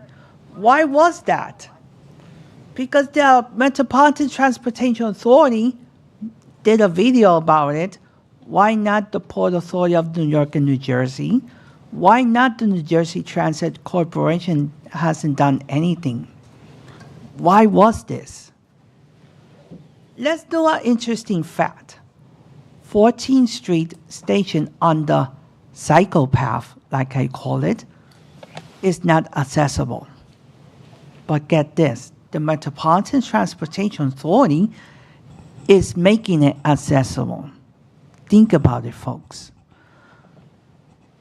You guys could get into an agreement and speak with General Lieber and make it accessible. Because as we speak, they're making it accessible. Hello? Let's get your brains and MTA's brains into one and make a station complex like 14th Street that could get customers that use the F&M and the PATH train, or like I call it, the cycle path, fully accessible without going to 33rd Street. Think about it, guys. That could save minutes to commute for everybody. Another thing, one Sunday, I was at World Trade Center. You guys know how many people I saw not paying the fare? Around 50. Let's pay attention about upgrading the fare gates, because it's very disappointing seeing people going to New Jersey not paying the fare. Because as a New Yorker who pays its fare, it's very disappointing that New Jerseyans don't pay their fare. Second, we should rename the Midtown bus terminal to Abraham Lincoln. Second, last thing, Libby McCarthy, we will want to see your reports before the board meeting and without the disgraceful disclaimer, because we want to see from where the Port Authority receives their funds, because it's not fair that we don't see the transparency that people like myself don't see, because it's 2024, we want to see transparency. So thank you for your time. Thank you, and we Jason. want transparency once and for all. Thank you, Jason. Jim, no other live speakers? Yeah, that's all the live speakers. We have 2 video speakers. All right, let's go Sebastian Hickey, Martinez Hickey. My name is Sebastian Martinez Hickey. I'm an economic analyst at the Economic Policy Institute, a nonprofit, nonpartisan think tank that uses the tools of economics to research public policies that improve the economic conditions of low and middle wage workers. I am speaking today to support the proposal to increase the Port Authority's minimum wage and require the provision of a benefit supplement and paid vacation and holidays at the Federal Service Contract Act rate for all contracted airport service workers at JFK, LaGuardia, and Newark airports. Since the Port Authority's last minimum wage policy update in 2018, inflation has driven up the cost of living for workers in the New York area and eaten into the minimum wage's purchasing power. The Port's minimum wage, which currently sits at $19 an hour and which has no further scheduled increases, does not secure a living wage for airport workers. EPI's family budget calculator shows that even considering only basic needs, a full-time worker with no children in the New York metro area must earn approximately $27 an hour to cover their annual expenses. Costs are significantly higher for the nearly half of airport workers with children. A single parent with 1 child in the New York area must earn at least $42 an hour to make ends meet. Requiring a uniform healthcare supplement across all 3 airports is necessary for workers to keep their current healthcare plans in the face of rising healthcare costs. The New York Healthy Terminals Act, which currently determines the benefit supplement for workers at LaGuardia and JFK, has not been updated since 2020. According to the Medical Expenditure Panel Survey, from 2020 to 2023, the average single adult health insurance premium in the New York-Newark metro area grew 13%. Family premiums grew 16%, and the employee contribution to that family plan grew almost 30%. Rising costs have significantly eroded the benefit supplement's value, creating the risk that thousands of low-wage workers lose their private healthcare plans because the current rate is too low. It is common sense to peg the supplement to the Federal Service Contract Act. which would periodically adjust the supplement for changing healthcare costs and which is already in place in New Jersey. Providing a living wage and benefits such as health insurance and paid leave attracts and retains a skilled workforce. When the port championed the airport minimum wage increase in 2018, it cited the large body of economic research showing that setting high minimum wage standards reduces turnover and increases worker productivity. Airports have a powerful interest in reducing turnover, given the skills and experience necessary to maintain security systems and aviation infrastructure. As the Port Authority has noted, strong airport security goes beyond TSA and requires workforce-wide preparedness. For all of these reasons, I urge the Port Authority to adopt the proposed minimum wage and benefit standards for all airport workers under its purview, including part-time workers and off-site cargo workers. Universal application of these standards will maximize their positive impacts while providing simplicity for workers, employers, and regulators. Thank you. Last video from Maddie. Good afternoon, everybody. I'm Andy W. Bucky's Highland. Happy ADA 34. Tomorrow marks 34 years since the Americans with Disabilities Act was signed into law by President George Bush. And I applaud the Port Authority of New York and New Jersey by considering accessibility as a human right. And it always should be treated as a human right.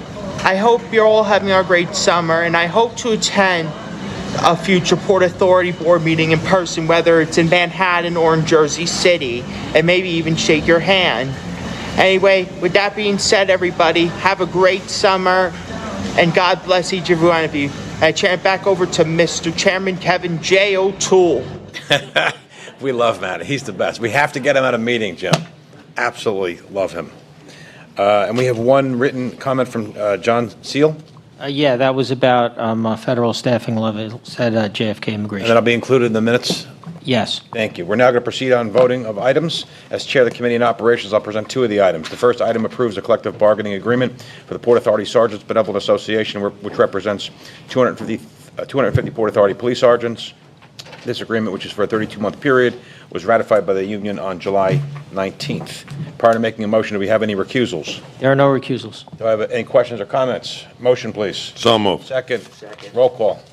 Chairman O'Toole? Yes. Vice Chairman Linford? Yes. Commissioner Bollwage? Yes. Commissioner Fine? Yes. Commissioner Helmy? Yes. Commissioner Kelly? Yes. Commissioner LaBarbera? Yes. Commissioner McCabe? Yes. Commissioner Rosado? Yes. She's a yes. Excellent. Motion carries and is approved. Thank you. Next item would approve the sale of a 2.3-acre parcel of Port Authority land and associated riparian area at the Port Jersey Port Authority Marine Terminal to the City of Bayonne at the purchase price of approximately $4.04 million. The city's purchase offer was determined to be a fair market price for the property and is supported by a third-party appraisal conducted by the Port Authority on behalf of the Port Authority. The City of Bayonne intends to develop ferry landing on a portion of the property and will also invest a minimum of $1.25 million for the development of a walkway to provide pedestrian access to the Hudson Riverfront and to the new ferry. Prior to making a motion, I ask the Corporate Secretary for any recusals. There are no recusals. Any questions or comments? Motion, please. So moved. Second. So moved. Roll call. Chairman O'Toole? Yes. Vice Chairman Linford? Yes. Commissioner Bollwage? Yes. Commissioner Fine? Yes. Commissioner Helmy? Yes. Commissioner Kelly? Yes. Commissioner LaBarbera? Yes. Commissioner McCabe? Yes. Commissioner Rosado? That's a yes. Items votes are in order. Motions approved. We now will hear from our Vice Chair Linford to provide his report on behalf of the Committee on Capital Planning, Execution, and Asset Management. Vice Chair. Thank you, Mr. Chairman. As Chair of the Committee on Capital Planning, Execution, and Asset Management, I will now report on 5 items. The first item was reviewed earlier today at this public board meeting. The item authorizes $271 million project for the construction of roadway decks over Dyer Avenue and the Lincoln Tunnel Expressway, consistent with the terms presented by our Chief of Major Capital Projects.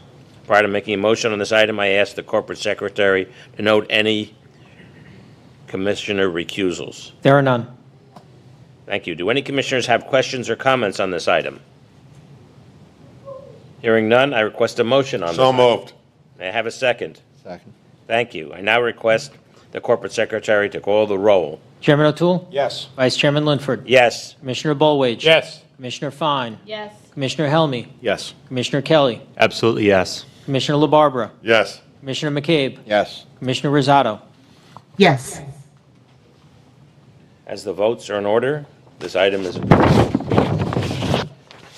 The second item, as presented in committee earlier, authorizes a $197.6 million project for the construction of berth 1012 at Port Newark. Prior to making a motion on this item, I ask the corporate secretary to note any commissioner recusals. Chairman O'Toole is recused. Thank you. Do any commissioners have any questions or comments on this item? I now request a motion on this item. So moved. May I have a second? Second. Thank you. I now request the corporate secretary to call the roll for voting on this item.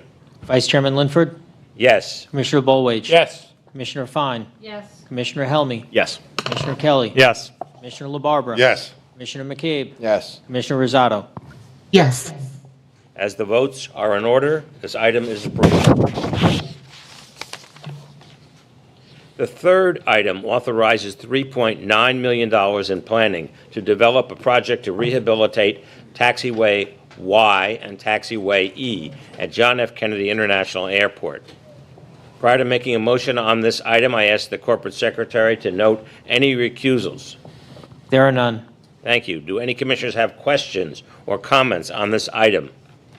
Hearing none, I now request a motion on. So moved. May I have a second? Second. Thank you. I now request the corporate secretary to call the roll for voting on this item. Chairman O'Toole, Yes. Vice Chairman Linford. Yes. Commissioner Bollwage. Yes. Commissioner Fine, Yes. Commissioner Helmy, Yes. Commissioner Kelly, Yes. Commissioner LaBarbera. Yes. Commissioner McCabe, Yes. Commissioner Rosado. Yes. As the votes are in order, this item is approved. The fourth item authorizes a project to rehabilitate Taxiway D and portions of Taxiways H and G at John F. Kennedy International Airport at an estimated total project cost of approximately $46 million. Prior to making a motion on this item, I ask the corporate secretary to note any commissioner recusals. There are no recusals. Thank you. Do any commissioners have questions or comments on this item? May I have a motion on this? So item? moved. May I have a second? Second. I now request the corporate secretary to call the roll for voting on the item. Chairman O'Toole, Yes. Vice Chairman Linford. Yes. Commissioner Bollwage. Yes. Commissioner Fine, Yes. Commissioner Helmy, Yes. Commissioner Kelly, Yes. Commissioner LaBarbera. Yes. Commissioner McCabe, Yes. Commissioner Rosado. Yes. Thank you. As the votes are in order, this item is approved. The fifth and last item authorizes a $22.3 million project to install 2 glycol storage tanks at Stewart International Airport and related site work. Prior to making a motion on this item, I ask the corporate secretary to note any commissioner recusals. There are none. Thank you. Do any commissioners have questions or comments on this item? I now request a motion on this item. So moved. Thank you. Can I have a second? Thank you. I now request the corporate secretary to call the roll for voting on this item. Chairman O'Toole, Yes. Vice Chairman Linford, Yes. Commissioner Bollwage. Yes. Commissioner Fine, Yes. Commissioner Helmy, Yes. Commissioner Kelly, Yes. Commissioner LaBarbera. Yes. Commissioner McCabe, Yes. Commissioner Rosado. Yes. As the votes are in order, this item is approved, and I turn it back to our chairman. Thank you, Vice Chair. I will now ask Commissioner LaBarbera to provide the report as the Chair of the Committee on Finance. Thank you, Mr. Chairman. As the Chair of the Committee on Finance, I now recommend an item that authorizes the establishment of an underwriting syndicate composed of senior managers, co-managers, and selling group members. The members will provide underwriting services for the insurance of the Port Authority debt obligations to support the ongoing capital markets program and the refunding of outstanding debt obligations for a 3-year period, with 3 one-year renewal options, exercisable at the Port Authority's discretion. Prior to making a motion on this item, I ask that the corporate secretary to note any commissioner recusals on this matter. There are none. Do any commissioners have any questions or comments at this time? Hearing none, I now request a motion on this item. So move. Can I have a second on the motion? Second. I now request the corporate secretary to call the roll for voting on this item. Chairman O'Toole, Yes. Vice Chairman Linford, Yes. Commissioner Bollwage. Yes. Commissioner Fine, Yes. Commissioner Helmy, Yes. Commissioner Kelly, Yes. Commissioner LaBarbera. Yes. Commissioner McCabe, Yes. Commissioner Rosado. Yes. As the votes are in order, the item is approved. Back to you, Mr. Chairman. Thank you. There being no further business, move to adjourn. So moved. You have a second? Second. All in favor? Aye. Meeting's adjourned. Please stop by and say goodbye to Mary Lee on the way out. We have no meeting in August, and we'll see everybody in September, and I'm hoping everybody could be here for 9/11 and some of the other ceremonies that week. Thank you. Thank you.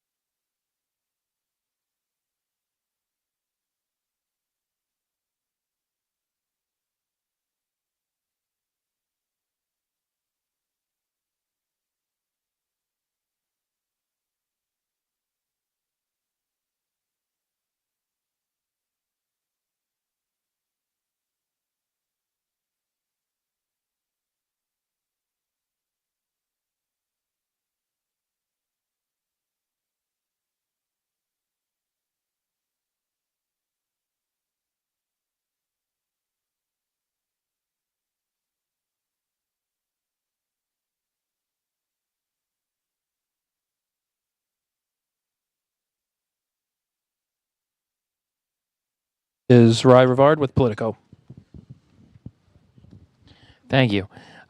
Two questions, if I may. The first, during the CFO's presentation, she talked about marine traffic being higher, and I think the slides weren't up, so I might have got a little lost there. She said that 3% of what was higher was attributable to the Baltimore accident. Can you just give me more color and walk me through those numbers so I understand them? The actual numbers were it was 16% over the prior June.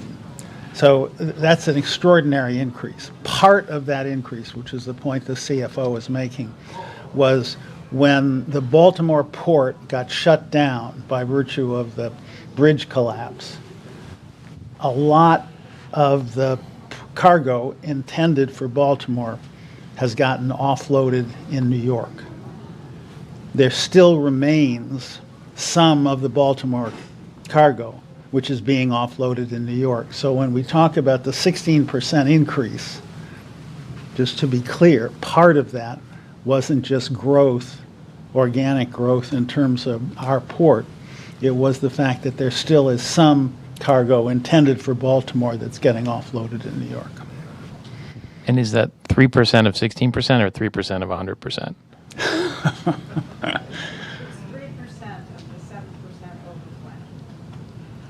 That's Libby. And the second question is, the union was talking about a strike and they wanted you to get involved. Can you just give a little bit of information about what the port thinks its role is in that labor dispute? Thank you. Yeah, so this is a catering service. What the company does to a portion of the airlines, not all the airlines, in a contract between the catering service and the airline, provides food for flights. So we're talking about those employees. They're not Port Authority employees. They're the catering company's employees, and they're represented by a union. And they've gone through, they've been out of contract since 2017. They've gone through a lot of process because they're covered by the Railway Labor Act. And there is a lot of talk about a strike. But that question of whether they go on strike, what are the issues, how close are they being resolved, is a matter between the catering company and the employees.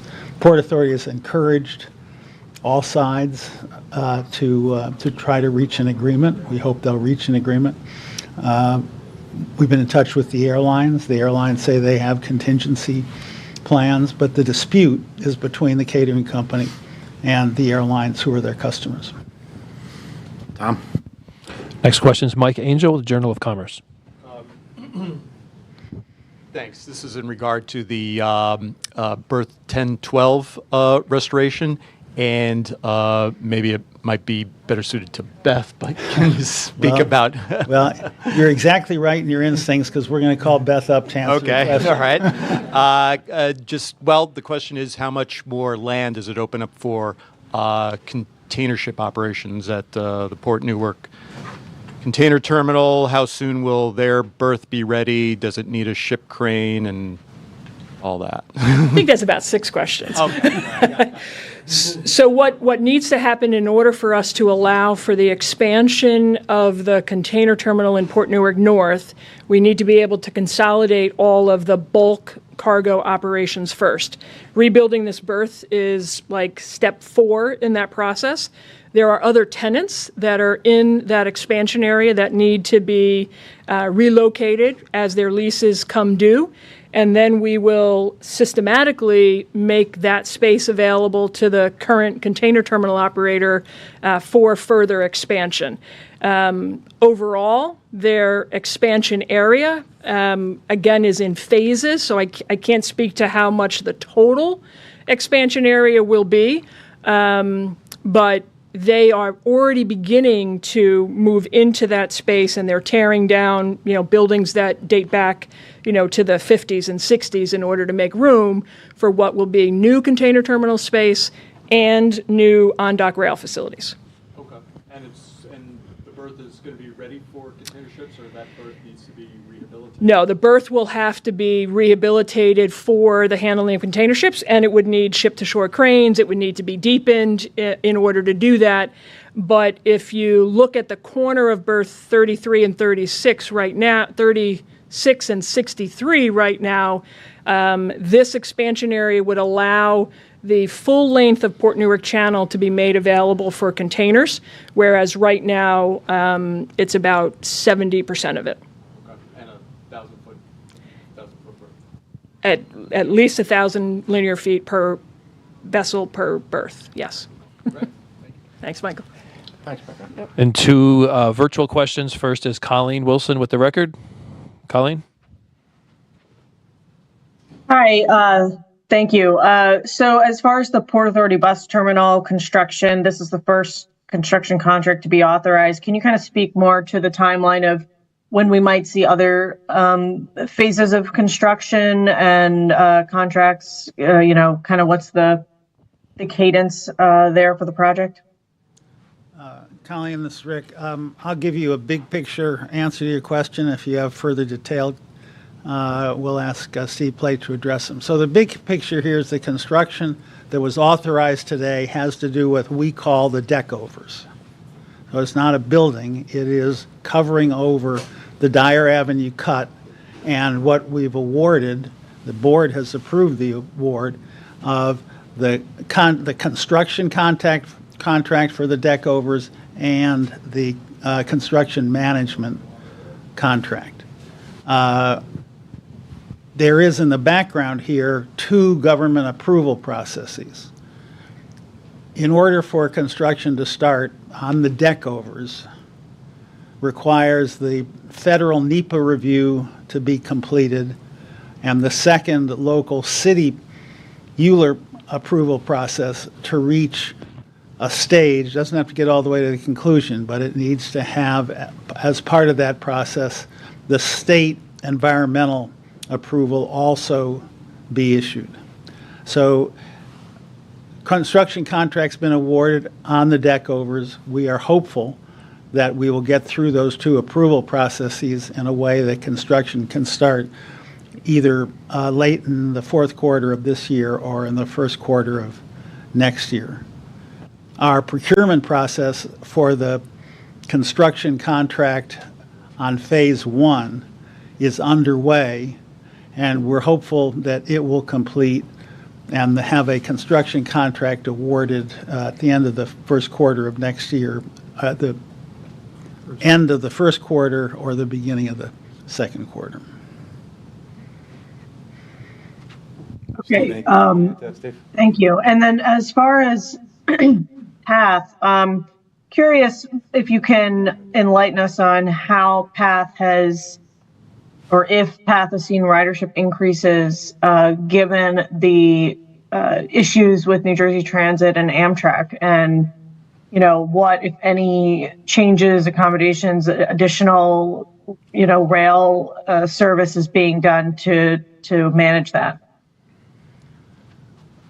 Well, Colleen, I'd answer the question this way, which is that New Jersey Transit and PATH, in fact, all the commuter lines, have a tradition which is well established, well coordinated in terms of cross-honoring in the event of service problems on any individual line. And that's currently in place. I'm not aware, I'm not sure we have anybody from PATH here, but we can get you the information that that system of cross-honoring, which as soon as there's a problem in terms of New Jersey Transit or other transit interruption, that's in place. It's working well. I certainly haven't had any reports that there are problems, but obviously significant inconvenience gets inflicted on travelers who are planning to use a particular line, but where service is interrupted. And if you want a more precise answer, we'll get in touch with the communications office, and they'll get you a more precise answer from PATH. Hey, Colleen, Steve Plate's going to jump in for 120 seconds just to give you a little more of a drill down. Okay, relative to your question, we anticipate, as Rick said, beginning construction of the deck overs late this year, early next year.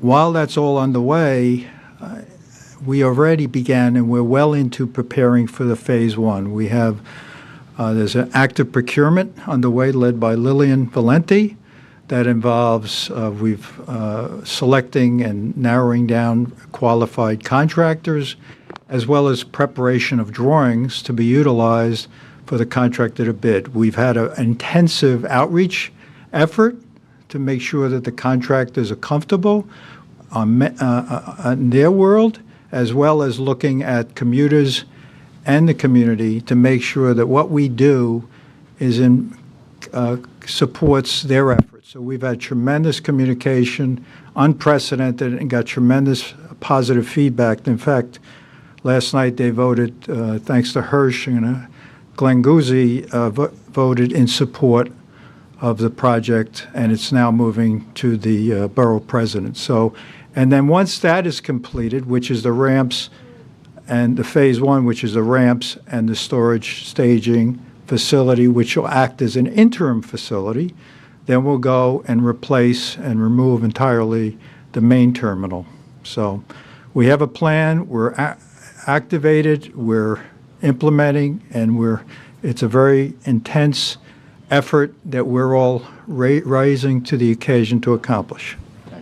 Thank you. Thanks. And final question is Larry Higgs with New Jersey Advanced Media. Larry. Thanks. And actually, I'm going to continue questions on two issues that have been brought up. For the traveling public, could you describe what a deck over is and how it will be converted to allow its use as a temporary bus terminal? Steve, sounds technical to me.